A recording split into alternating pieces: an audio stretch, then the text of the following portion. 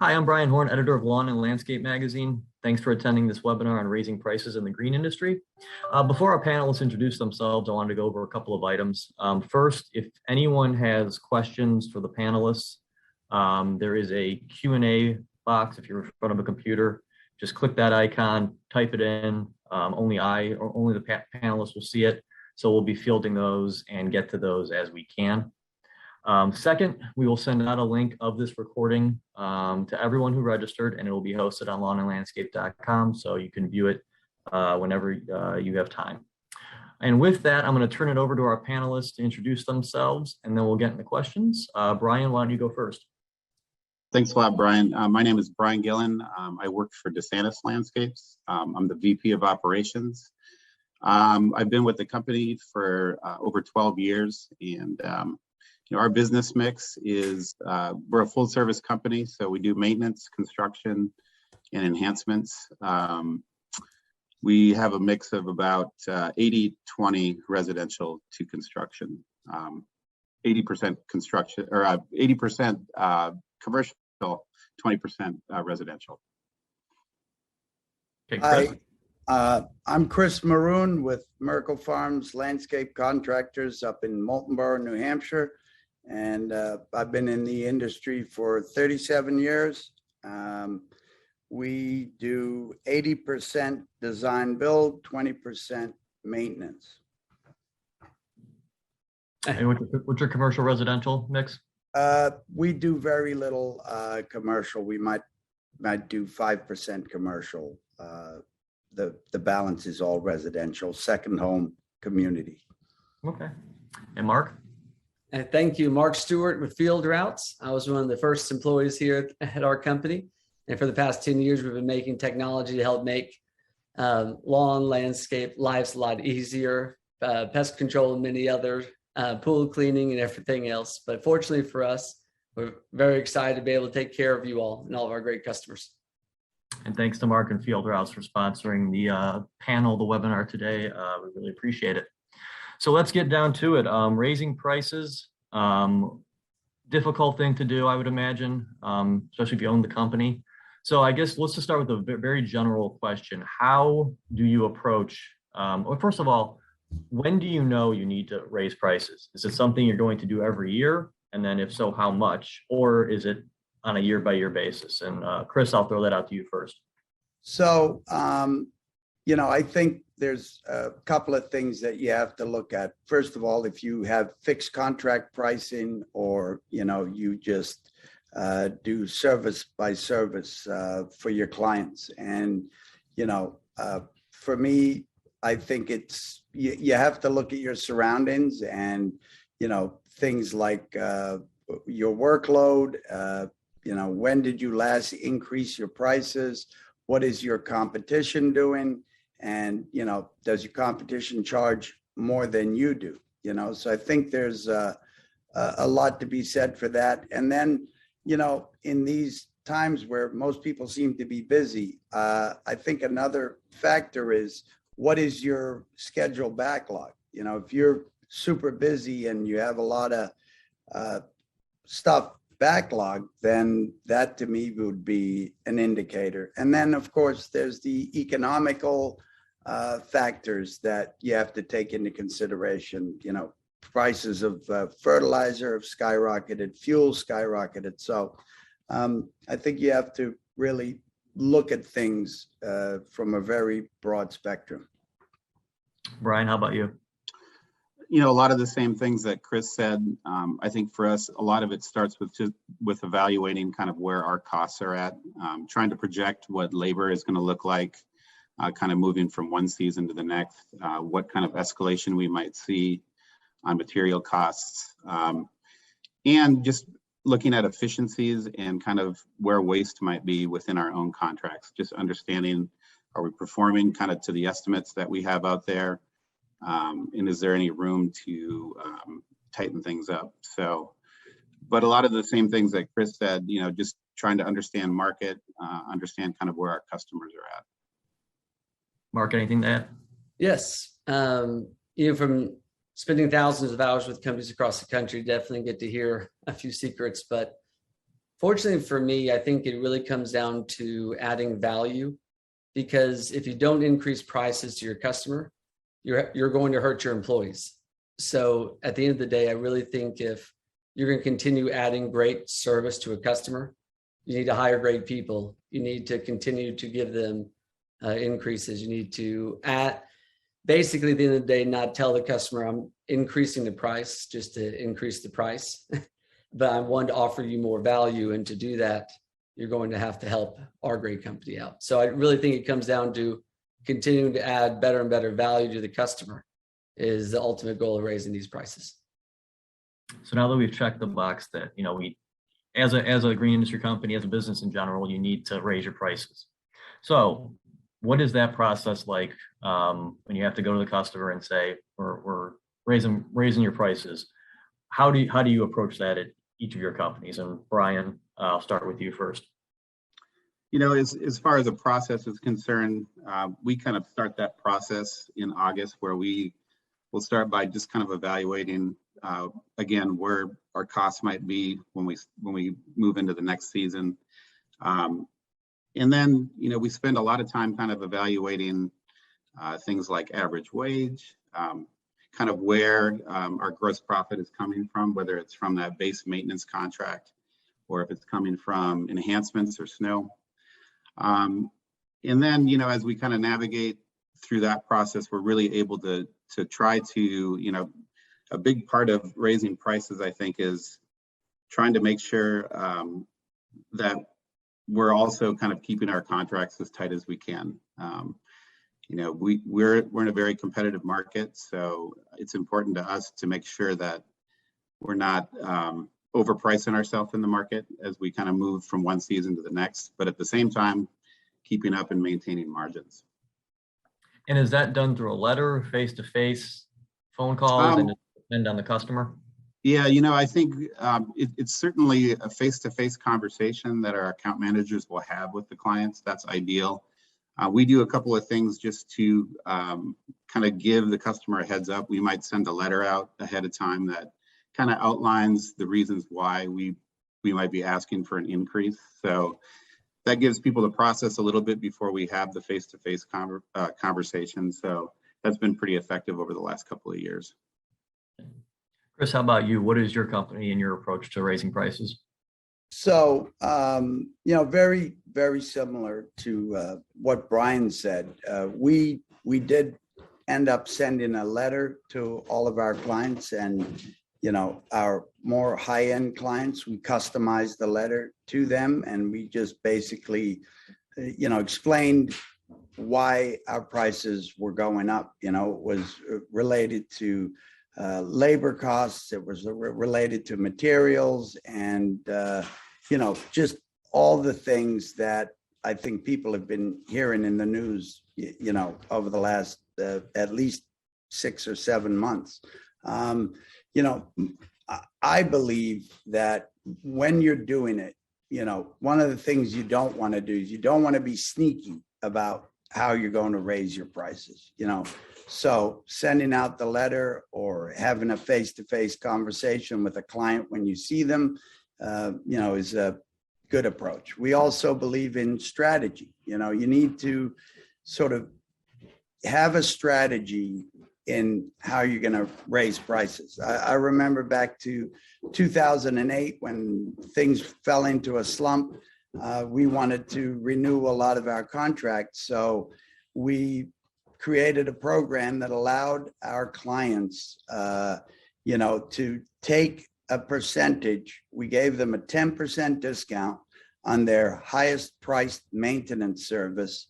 And we allowed them to pick the charity of their choice. And we made a donation to the charity of their choice. If they signed a 4-year contract, we gave them that discount in the first year. And, that's a good strategy. Another strategy could be, giving them, for example, the opportunity to stay at their old price for a year. And then if they renew the contract before the pricing would go up again, then you'd give them sort of an incremental increase in price.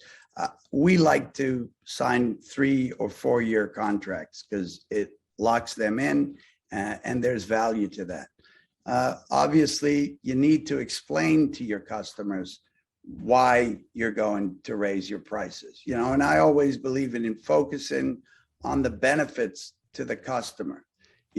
Something like if, in order to provide you with better service, by actually doing what we're offering you and not taking a shortcut or lowering the amount of product, we're going to need to increase our price. I've heard of strategies where, people are talking about with increased price in fertilizer, applying half the amount of fertilizer because, the lawns are doing great and, they can skip a year. Those are people who've locked into prices and, are in trouble that way. The other thing is, don't apologize for raising your prices. If you come across tentative or nervous about increasing your prices, then your customers are going to try and negotiate with you. And I don't really think that you want to get into a negotiation.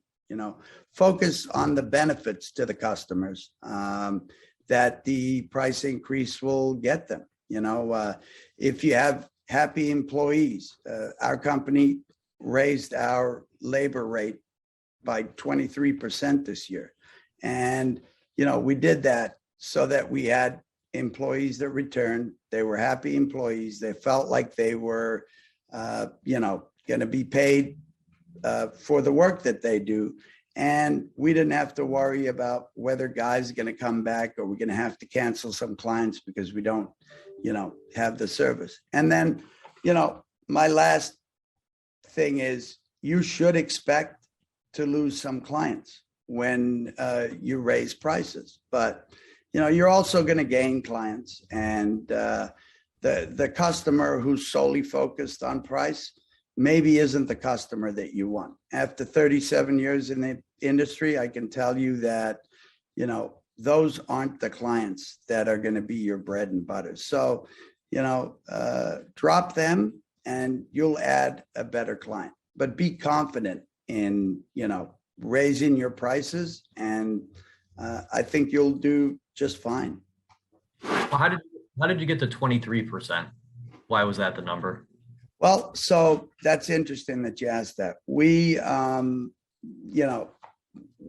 felt like we had to do a market equalizer. So what we did is we took a look at what we were paying our labor. And then, we decided that we would take the lowest entry point rate and use a $2 increase. So making it up, if you were paid $10 an hour as an entry form, point laborer, we automatically raised entry point to $2 an hour. Then what we did is we went through all of our other employees and we made sure that they were equally compensated. So, a second year or a third year guy more than likely got that $2 increase. And some of the other guys who'd been here longer, who were earning good, wages, maybe didn't get quite as much of an increase. But when we totaled it all out, it ended up being a 23% increase. We had a great year and we believe in our labor. I mean, labor is how we make our money. We're in a service industry and, paying our labor well and making sure that they showed up and were happy to do their job is a key element. And, we could afford to raise our prices because of the service that we supply. So it worked out really well. Okay. Mark, any tips you've received from any of your customers? Yep. And I love it. What Bryan and Chris says is fantastic. I think a lot of it has to do with consistency, because if you're giving some group of customers a discount and not giving another, that's going to be a problem, as you can say. And then we're all, of course, in the service business. And so when you're able to explain to the customer that you are offering better service than somebody else, sometimes paying a premium for that is still going to be worth it. And again, you're trusting someone to walk near your home. You're going to want great people. So again, when you reiterate that you have great employees, that you like to pay them, that's really where it brings this cost up. But what I've seen my customers do is obviously incorporate a lot more technology these days, which is when you send out the emails to the customer, they embed video in it of the owner saying that you have a great company, you have a great history, your employee is part of your family. So really telling that story makes an increase, not so much. But I think the biggest change I've seen this year is a lot of people have been charging more for extra conveniences. So they've been, instead of calling it an increase, they're saying, if you want to be set up for auto pay, it's going to be an X% more. If you want this type of additional convenience, it's going to be a little bit more. So they're being a little bit more creative now and putting it within different services. So you're offering value with the increase, but that's kind of what I've seen so far. Is there a charge with auto pay? Like if Well, right now, in the past, I haven't seen charges with auto pay, but I've seen moving forward, a lot of people are charging a certain percentage to give people a convenience of auto pay. So a lot of people were collecting all checks, and when they transitioned to credit cards, they said, "Hey, I'm going to pay. I'm going to have the customers pay for the credit card fees." So fortunately, I just wanted to share that with our viewers, that that's something that a change that I see coming here in the future. We got a good question here in the chat. Basically, it's about double dipping. Or you asked for a price increase and then it wasn't enough. What if we went up 10% back in September of 2021? It wasn't enough, and we need to go up another 10% again this spring. So you're not doing the year between price increases. It's only about, what is that, 6 months? So Bryan, do you have any advice? You know, we would typically try not to go and ask the customer more than once per year. I think before we were, if we were faced with that, we would probably go back and see what efficiencies we could find in our contracts again, reduce prices and try to maintain the margins. But if we had to go back again, it would require us to explain why we're coming back. You know, with the spike in fuel, we see a lot of our vendors kind of rolling out fuel surcharges and things like that. So those kind of that kind of communication would be key in doing that. But typically, we've made it an annual thing. But you just never know with the way things are going right now. Chris, how about you? Well, just repeat the question. I'm not sure. They went to their customers in September of last year, so 2021. They said 10% increase on prices. They figured out that wasn't enough, and right now they're going to go back to those same customers and ask for another 10% increase. So what advice would you have?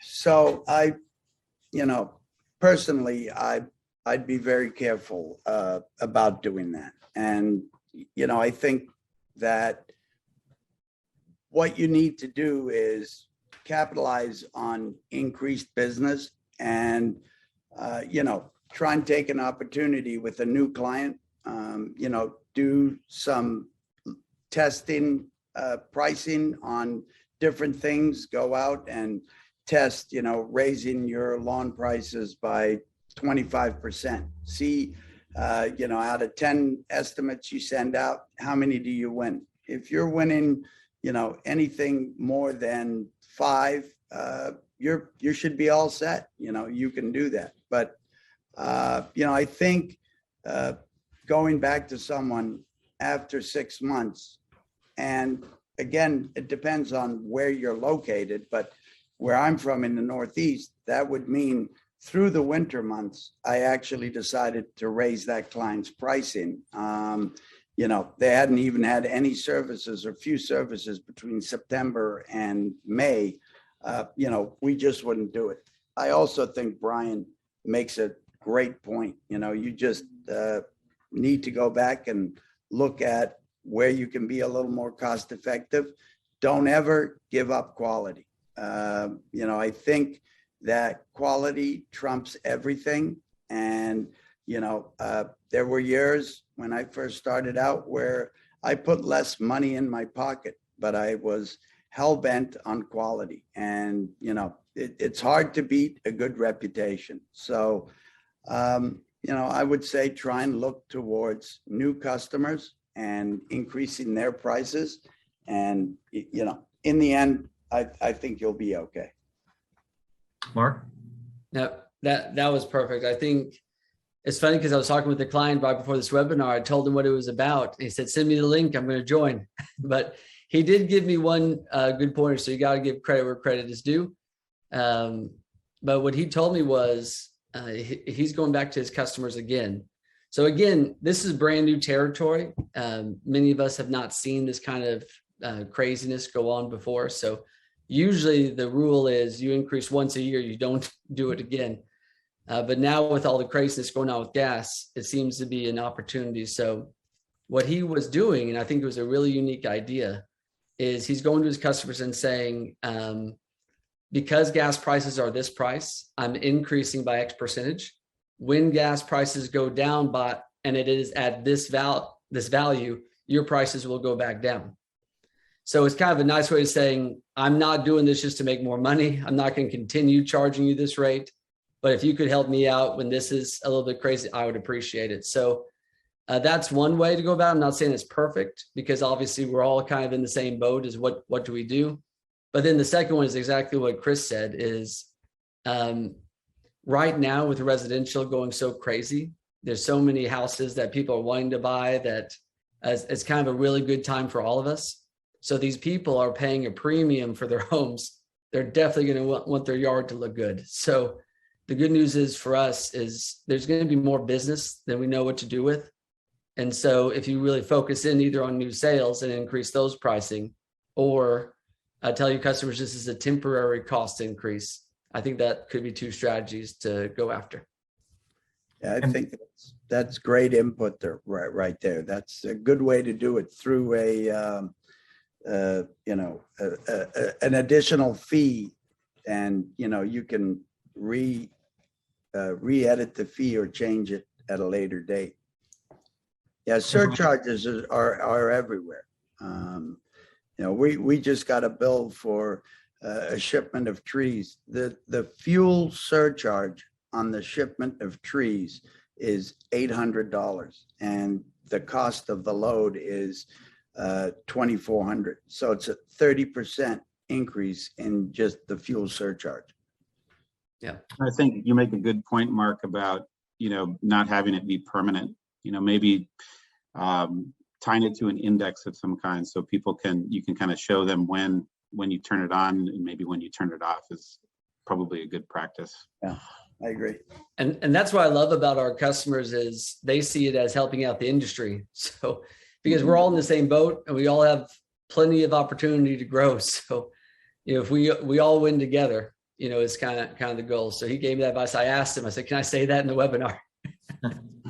So make me look really good.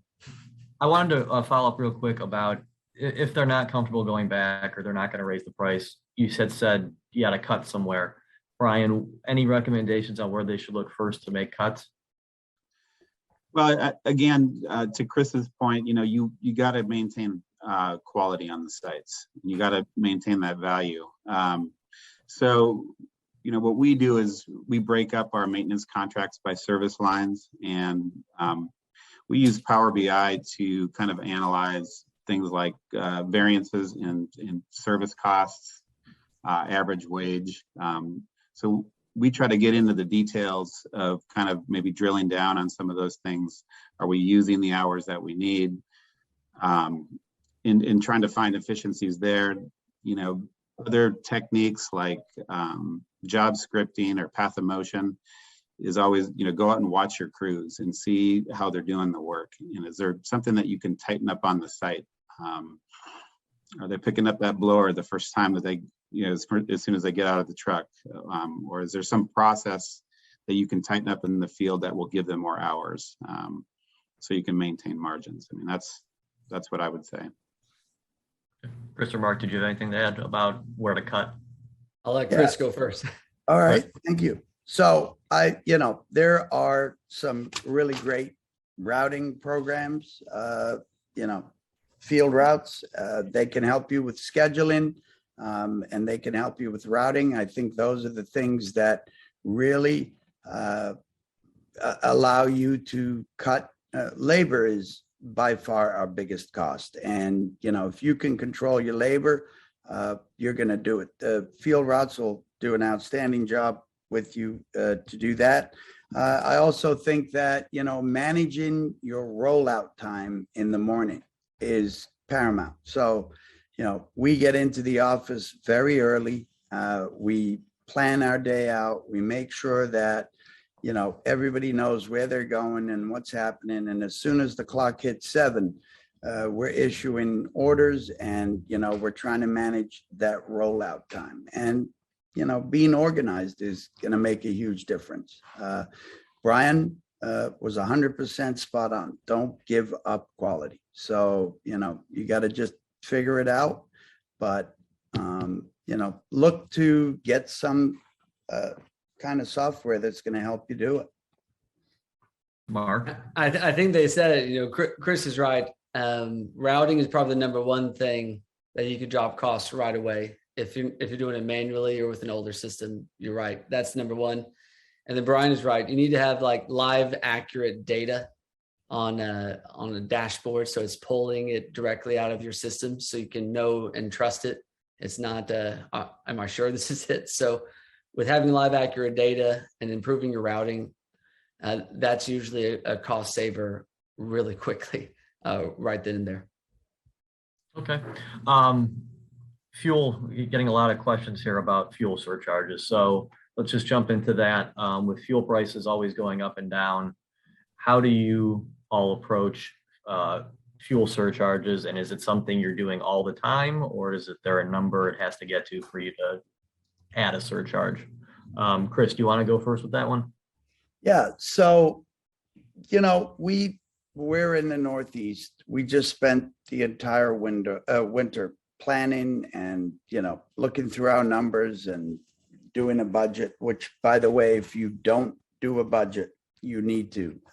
It's very important in running a business. And, what we decided was that we were going to increase our prices, and we increased some clients 40%. Some of them went up 60%. And, it depends on the size of the contract. So if you have a $200,000 maintenance contract and you're going to raise it 60%, you're more than likely going to lose it. But, if it's a smaller account where you're not doing that much with them, maybe lawn mowing and a spring cleanup and a fall cleanup, maybe you could afford to raise those prices a little more. I don't think that there's anything wrong with putting a fuel surcharge on your billing.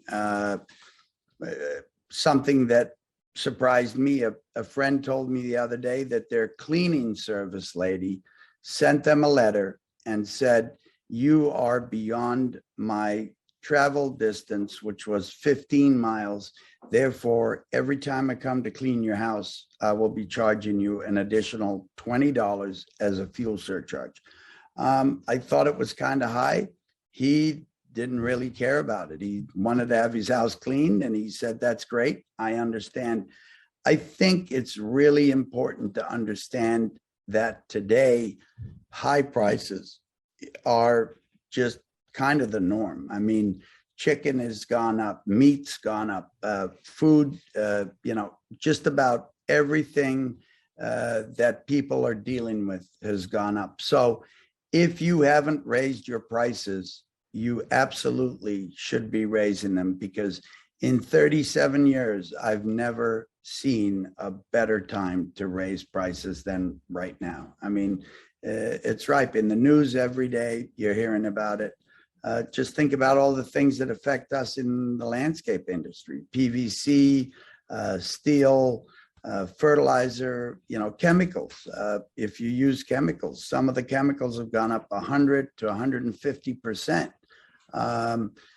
That's basically saying that if you doubled your price and it's gone up 150%, you're still losing money. So, you might need to raise that to a level where you're going to, if not be profitable, at least break even. But I think people are, very much used to the fact that prices are going up. Supply chain is an issue. Just getting the product is tough. Grass seed. I don't know if anybody's tried to get grass seed, but it's tough to get grass seed. So, I really think that, put in a fuel surcharge is a great way to go about it. And you can always take it off, like Bryan said. Bryan, do you have any thoughts on fuel? We've had fuel surcharges in the past, and I guess the main thing I would say on it is that however you decide to do it, whether it's by site or, it's got to make sense to the customer. They got to understand why it's coming on, and also when it might sunset, what trigger or KPI might allow you to take it off of their billing. So if gas is normally $3, it goes up to like $4.50 in your city. What do you recommend the fuel surcharge being? We currently don't have that in place, a fuel surcharge, but we've talked about, trying to maybe tie it to like a per site surcharge, and to speak specifically to what that would be. Again, we would try to just take a look at our budget and look at overall escalation of fuel, try to project that and see what we could do that makes sense to the customer to recoup that money. Mark, anything to add? Yeah, a lot of it has to do, I think, with the route and the distances. So it seems to me a lot of people are trying to get as tight as possible, like spend your time wisely. You're not driving too far for one or two customers. It's going to dramatically change that gas fee right away. So I do think that adding a gas surcharge is going to be the future. And I think people understand it. But I couldn't tell you on the pricing, because whether you're in California or Texas, it's two different, totally two different worlds. So it just depends on where you are. But I think if you're not increasing your price, you're doing a disservice to your employees. So I think at the end of the day, it does come down to the customer wants someone they trust. You're coming to their home, you're coming on their property. They want someone that they trust. And so trust does have a cost. So I don't think you should be scared on increasing pricing, but I like the creativity we're talking about. It's gas prices, it's a surcharge. It's not just I'm going to increase it by a certain percentage and be done. So I think that's going to be the future of who does this successfully. And can I add that, since we're talking about fuel and the way it affects our business, there are, things that I think the average person doesn't really think about that adversely affect your fuel. Inflation of tires. If your tires aren't inflated appropriately, it's going to affect your fuel. Travel routes obviously are going to affect your fuel. Idling. There's a lot of people who leave their trucks idling. Oh, I've got a diesel. It's okay. They say it's better to let it idle. Not now. Not at $5 a gas or a gallon. Speed. If you've got a good routing package, you're going to be able to monitor the speed that your trucks are driving, and you can, get a green light. If you accept 5 miles an hour over the speed limit, you can set that to turn the truck red when they are in excess of that. And, that will definitely do that. Other things are, aggressive driving. These packages will tell you when your drivers are driving aggressively, and all those things really can help cut fuel costs. But the first two things that I mentioned, making sure that your tires are inflated right and cutting down on the idling will make a huge difference. And I don't know what you guys are paying, but $5.50 a gallon for diesel, it adds up quickly. Sure. Let's get off fuel. We got some more questions here. Remember when we had our pre-call, I said, we don't get a lot of questions for these webinars. Well, I lied. We got tons for this topic. With a 3 or 4 year contract and current inflation, do you have clauses that allow you to raise prices in addition to the yearly increase? So Chris, do you want to take that one first? Yeah, so we do not. And, we used to do 4-year contracts, and we switched that. Now we're doing 3-year contracts. We've built into, the contracts, the cost of living increases, but, I just feel like you have to say and do what you say you're going to do. So that is the reason why some of our contracts went up 60% or 40%. You almost have to be an economist, and you have to look into the future. If you do a 3-year budget or a 5-year budget, there are ways to go out there and just try and predict where you're going to be. And, if you're setting a 3-year or a 4-year contract, you want to try and read into that and take the first initial increase and then, raise it accordingly. Consumer price index is changing every day. So cost of living isn't going to be 2 to 3% anymore. So, you might want to change what your contracts will bump up from year to year based on the CPI and, how that could affect you into the future. But you have nothing in there that says if this, we're going to do 10% every year for 3 years, and if CPI hits something, then we're going to increase it more. No, but I'd like to thank that attendee for a great idea. I think it's a great idea, and could certainly be well received with some clients. So no, we don't, but it went down on my list of things to consider. Bryan, how about you?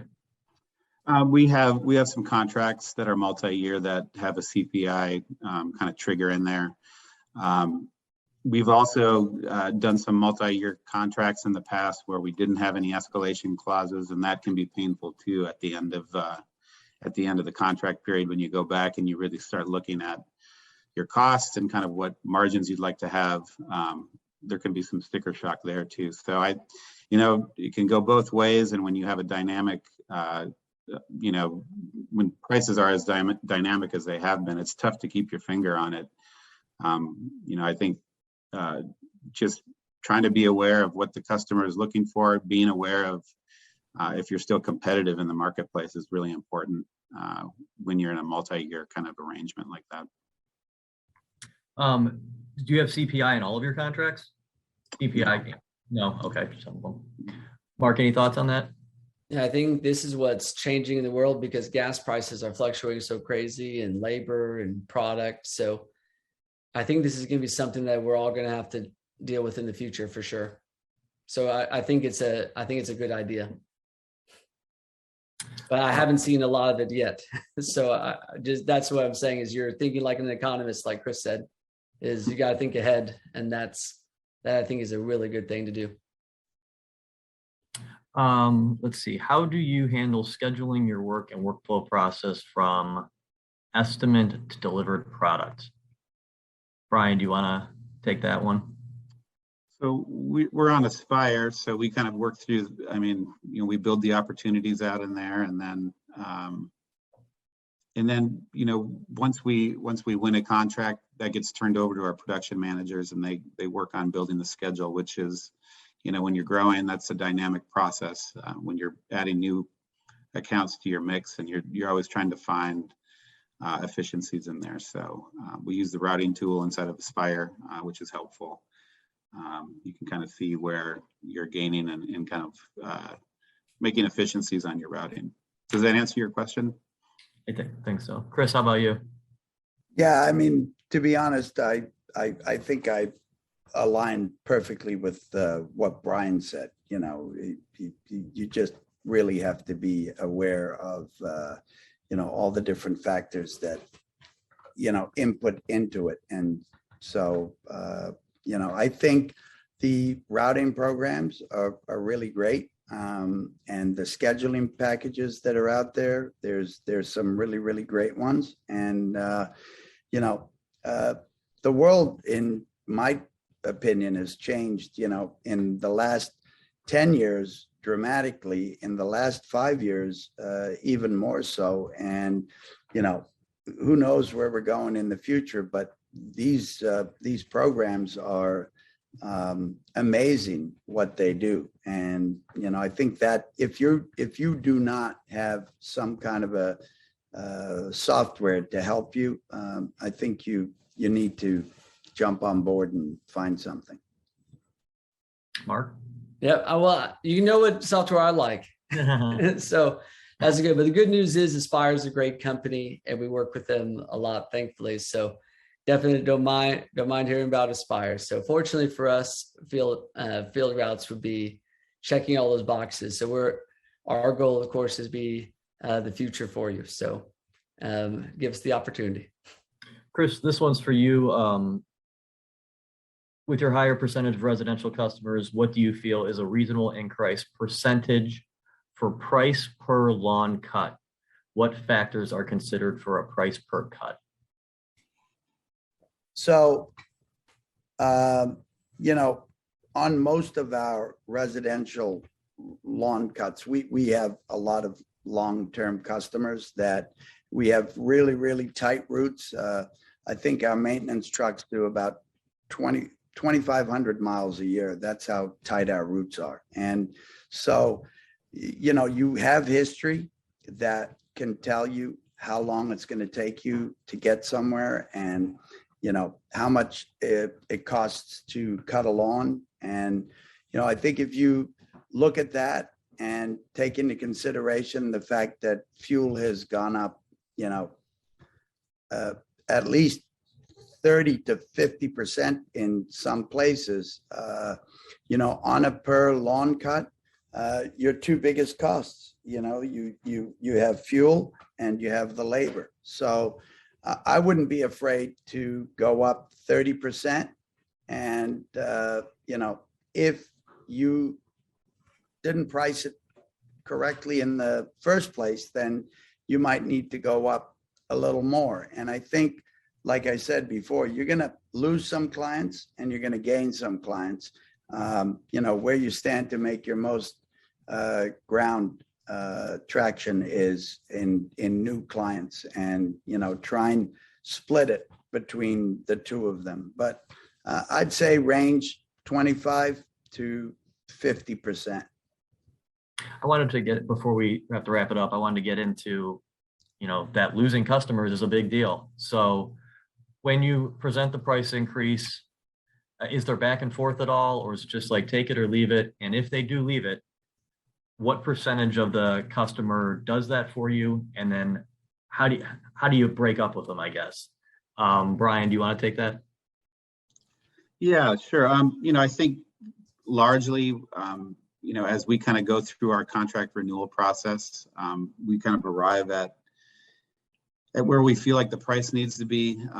We communicate with the customers through kind of letters ahead of time, reaching out, you know, individual account managers will reach out to customers. But there's key accounts where there'll be some negotiations. There has been throughout the years. Most of our customers, though, we kind of serve them with the price increase, and frankly, we don't hear a lot usually. They understand.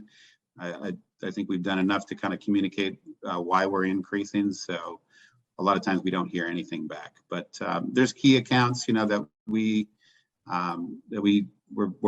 be careful with, and you know, that sometimes you hope that that's a discussion that you get to have with them about the price increase. So what would you say percentage of customers you lose because of a price increase is over a 3-year period? Very few. I would say less than 2%. And then is there like an exit interview with them? How do you handle that? We try to, you know, we try to understand, you know, is it because of the price increase, or is it another value question? You know, are they not getting the service they want, or the communication from our account managers? We try to get as much information as we can. Sometimes you get accurate information, sometimes you don't, but yeah, we always try.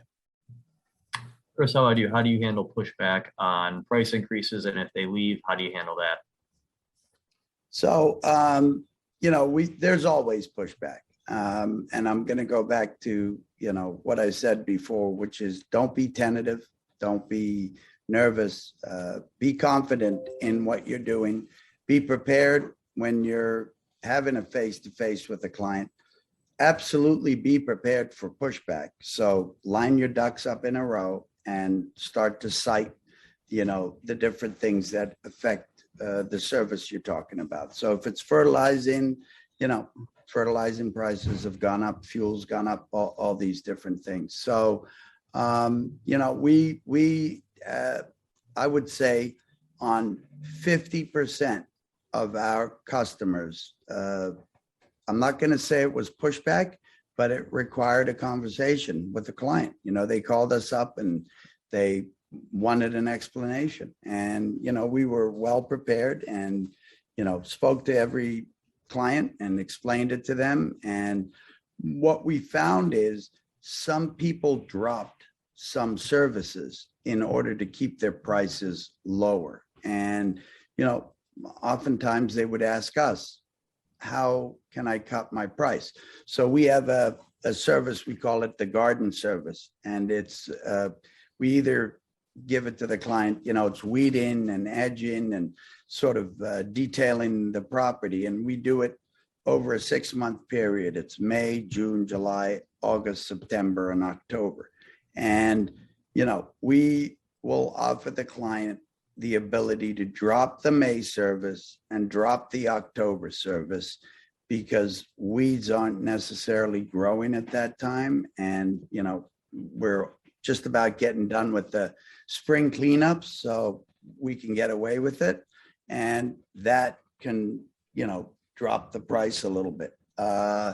There's other services. We have a 6-step FERT program. We'll allow the client to go down to 5-step FERT program. And all those little things, make a difference. I believe that just due to the increased cost of doing business, due to higher labor, materials, and fuel, my prediction is that many small businesses are going to fail in the following year. And it's not that they're going to fail because they're going to run out of work, which might have been the case in 2008, 2009, 2010. But it's because they're going to fail to raise their prices enough to cover their costs. So, like I said, there's no better time to raise your prices than now. So capitalize on it. Do your homework, do a couple of tests, go out and, put your prices out there and see how the customers react to it. If you're winning 8, 9, 10 out of every single bid you're doing, your prices are too low. You need to up your prices. A great friend of mine who does write for your magazine always said to me, you want to be winning 6 out of every 10, maybe 7 out of every 10 bids. If you're higher than that, your prices are too low. And, you got to see what your competition's doing. If your competition is higher than you, then you shouldn't be afraid to raise your prices. I would suspect that the viewership today, has a huge range of people in there. So, if you're new and just starting out, I'm sure you're nervous about raising your prices, but I wouldn't be. I think it'll be met with, people understanding the reason why. Okay, Mark, any thoughts on that? No, they both hit it spot on. So that's great. Perfect. Well, we have some more questions, but I want to turn it over real quick, Mark, to give us some information about field routes, how they can help with this topic in specifically. So, Mark, I'll turn it over to you, and then we'll try to get questions. And thank you all for this. I mean, Chris and Bryan, you guys have been fantastic. My customers have been looking forward to this. because there's just so much going on right now that it's definitely causes some problems. So fortunately for me, I was one of the first, again, employees here at the company. So I get really excited about what we do. At the end of the day, we make your team's life less stressful, because having a new technology can be able to do that. So making your employees happy is really where it comes down to. But I really try to figure out with Field Routes, with our software platform, what makes us different than everybody else. And so I really wanted to share that really quickly, just have a few slides with you today. So the first one really is, the key is having a simple software. So we have customers who obviously have tens, 50, 100 locations across the country, and we have companies who just have one office. So fortunately for us, the issue is the same. You want a software that's very simple to use, that has a great complexity, that can take care of all the things that you need. But again, it's really simple for a person in your office, or from our mobile technology. It's very simple for your team to use out in the field, so they can just get the job done and take care of your customer. So that's really what we do better than anybody else. Also having reliable software, because right now there's just so much going on. Are you going to have internet out in the field from a mobile app perspective? Can the office do their job? So fortunately, we have a very long history of being very reliable for our customers. So that's why we tend to grow so quickly, is a lot because we take care of our current customers. But we have a very reliable system. Having a more modern solution makes it more safe for hosting your data, and also more reliable out in the field. And the last one of the last ones is routing, because right now so many competitors claim they have a routing software, but fortunately for us, we have an enterprise level routing software that we're going to give to you that is going to make your life a lot easier, both from a perspective of designing your routes every day. It'll take, a matter of minutes, what took you days to do in our system. Again, saving you time and making your routes tighter, making people more efficient. But this one I always like to hit on, because people are always surprised, because we did a study out there about what people liked the most about us. That what people said they loved the most about our platform was our support or our capabilities. So support is really something to brag about. Our customers, 93% of the time, say they have a really favorable experience with our support team. So that's really something to brag about. Now, I'm not sitting here saying we're perfect. No software company, or company for that matter, is perfect, but we're constantly striving for it. And we have amazing people who do a great job, even though we're working from home and all the things that changed over the past couple of years. Having this kind of rating is really impressive and says a lot for our team. And sales. So our customers tend to grow faster than everybody else, because we have sales platforms, marketing tools, website design, SEO, and everything else that can make your life a lot easier and help you grow. But I really want to highlight, just because I have a few more minutes with you, is really why, what are the numbers? Like when someone switches from an old platform or using paper, what can I expect if I'm a smaller company and I just own one location? Now, forgive me, one location is not small. I don't own my own business. So one location means you're very busy. So you really want to save money. So talking about gas and everything else, when you switch to a more modern system that has a real routing solution, you can expect when people transition to us to have 1 to 2 more stops per route per technician. So that dramatically changes your gas prices right there. I've had customers who said they save thousands of dollars just from spending less money on gas. And then from manager hours, really from an organization that has a smaller team, we're expecting to save you 40 hours.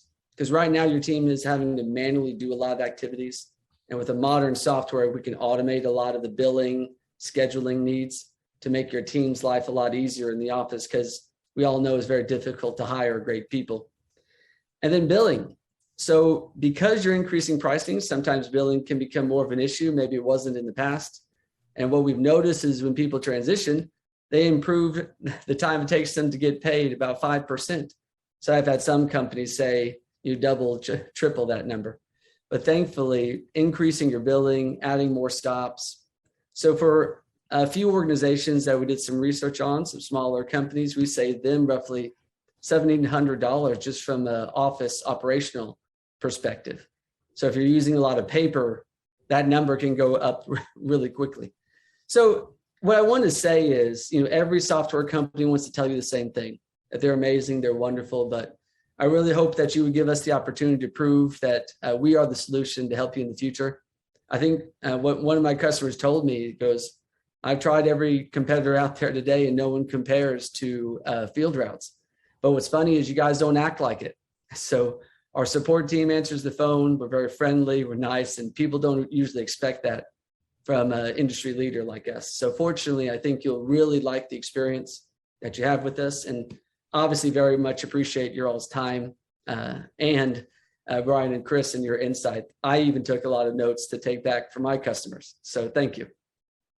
Yeah, thank you, Mark. We do have a few more minutes and we're jammed with questions, so I want to get as many in as we can. That's why I tried to go quickly. And I'm going to shameless plug anyone looking for technology or software to help them save money. The Lawn and Landscape Technology Conference, Field Routes will be there. It's in early August in Arizona. So all the education is based on technology, and all the booths, exhibit booths, are technology based. So Mark, real quick, a question especially for you. Do you integrate with QuickBooks? Yes, we do. So that's something new that we've done in the past, but we do integrate with QuickBooks Online because they have a direct connection to technology like ours. Okay. Question from the chat for everyone. How do you avoid, and this ties into raising prices, how do you avoid your employees talking about how much their raise was, how much they make an hour? And is that an issue at your company, and how do you handle it? Bryan, do you want to take that one first? No, I would say that there's probably nothing you can do to prevent that from happening. People are gonna talk at your company about wages. So I think the important thing is try to understand what your competitors are doing. Try to make sure that the wages that you're offering are of market rate. And Chris touched on this earlier in the webinar about kind of the journey that he took raising his wages and kind of trying to standardize those. We went through the same thing a couple of years ago where we had to bring bottom wages up and kind of get things set so they're standardized across our operations. So I think that's what we can do. We can try to make sure that we have competitive wages and that we're taking care of our people. And if guys talk about it, hopefully they're talking about how they feel like they're getting a fair shake at the company. Chris, how about you? Keeping employees from talking about wages? So Bryan is spot on. You're not going to avoid that from happening. But what I can tell you is that you should create a system and stick to that system. If you have a system that sort of rates people and, you put people into a category. So, we have a variety of different things, and I've tried a variety of different things over the years, but, really boils down to creating a system that works. Maybe a laborer can go from $10 an hour to $15 an hour, as long as they, fill all of these criteria. Then they jump into the next, rate increase. I mean, we've got guys that all they do is mow lawns and they're earning $25 an hour. But that's because we believe that, if you're a good lawnmower and you can cut lawns and you can do it really well and efficiently, then we can make money on your back. And if you can teach other guys how to do that and be efficient, you'll be okay. And how that relates back to the question is, make sure that your customers, that your employees are able to have a conversation about what they're earning and understand that where they fit into that category. If you're bringing back a guy who's got 8 years worth of experience, then, you can, say, if you have 8 years of experience and you've been in Miracle Farms for 8 years, your scale is, $15 to $20. And, if that person has that experience, put them into your company in that range. And when everybody talks about it, they're going to understand that, oh, they got a system. This is how it works. I accept that. And I think you'll minimize the negative conversation. Chris, that was someone calling for a raise, so don't answer it. Yeah. Mark, anything to add on that? No, it's very true. So that's something that's recently changed. Is it's got to be consistent across the board. You know, not whether you like them or not whether they're. It has to be consistent on years of experience and also their production. So even if they're brand new, you need to give them the opportunity on how to get paid more. Hey, if you do this much production, of course we'll pay you more. So, or I think the key is with our customers is they teach those younger employees to become salespeople. So if they are a little bit more inclined to sell the next door neighbor's house with our mobile app, they can make as much money as they want to make.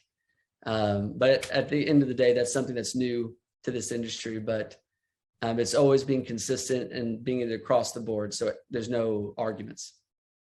Can I add something? Go ahead. So I was told a long time ago, and I believe this, that if you want to have a successful service industry company, you have to have good employees. And the approach for us has been that if every one of our employees is able to do all the things that they want to do, then they're going to be happy employees. They're going to stay there and they're going to continue to work with you and stick it out at your company. And what I mean by that is, you know, help them see the light in progression. Help them understand that if they stay with you, you will take care of them and they'll be able to get, you know, a little bit further ahead. And, you know, that employee's goal is, you know, I need to buy a car, I need to be able to send my kid to school, and I need to be able to, you know, do a couple of other things. Once that employee gets to that stage, they'll reset, and then you'll have to continue to keep making them happy. But always look at your employees as your most valuable asset. And, you know, if you do that, you won't lose employees to other companies, and they'll be happy. They'll come in, they'll work hard for you every day. You know, and if you treat them fair, you're not going to have a labor problem. That is great advice to end on. Guys, great conversation, lots of great tips. I hope the audience can take away at least something when it comes to raising prices. Another reminder that we will be sending the recording out probably late this week, early next week, and you can have access to that anytime you want. So Bryan, Chris, Mark, thanks again. Really appreciate your time, and everyone else have a great rest of the day. Thank you. Bye, Bryan.